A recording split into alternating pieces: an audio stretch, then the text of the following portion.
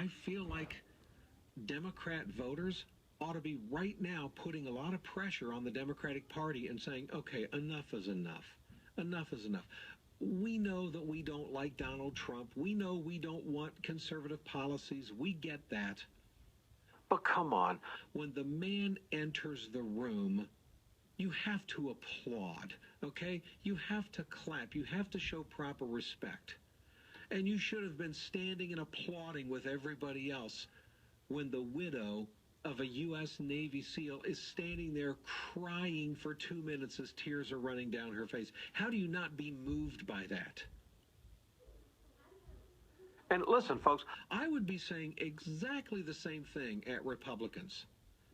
I would be saying it would be shameful if Republicans, and I'll say this right now for the future, in the future, the next time a Democrat president is elected, I will tell you right now in advance, it will be shameful if when that president entered the room and was announced, if the Republicans refused to even applaud and clap and show the common courtesy and respect and protocol of applauding when he enters the room.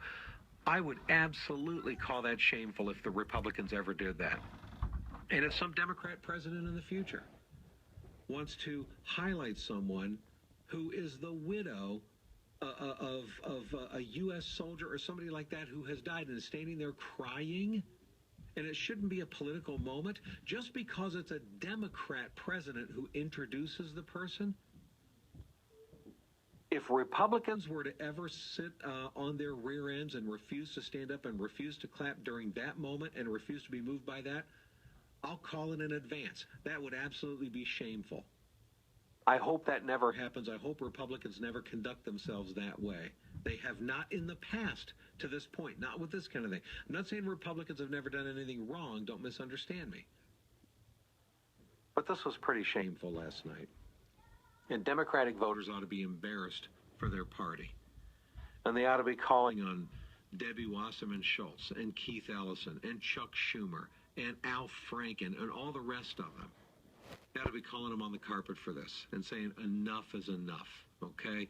You disagree, but you do it with decency. Decency, and it's indecent to refuse to have stood and joined in the 2-minute applause for this woman. And it's indecent to refuse to even clap as the president walks in the room. Now, that doesn't mean that there were never any times the Democrats stood and clapped. There were some times. But those were the times where Donald Trump mentioned things that Democrats happened to agree with more than Republicans. And in those moments, they stood up to make their opinions heard. So those are my big takeaways from that.